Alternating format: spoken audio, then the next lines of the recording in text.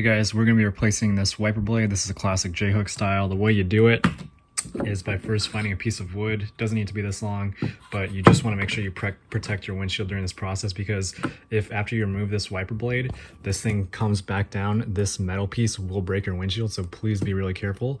So just like that.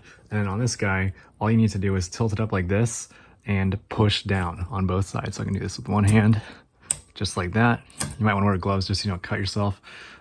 But that is all there is to it. And then this guy just comes right out like so. I'm going to put this guy right there. Then we've got our new guy. And so basically the J on the J hook wraps around this smooth part of the clip. I'm trying to make sure I can find that for you guys. So on these specific ones, there's this little tab right here you have to depress.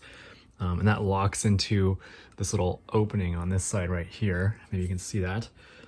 So basically what you want is to make sure you line things up correctly, just like that.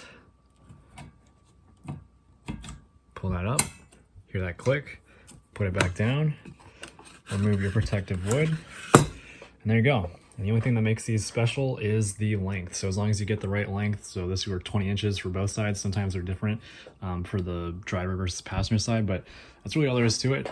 And you've successfully changed a J-hook wiper blade. So thank you all for watching, and be well.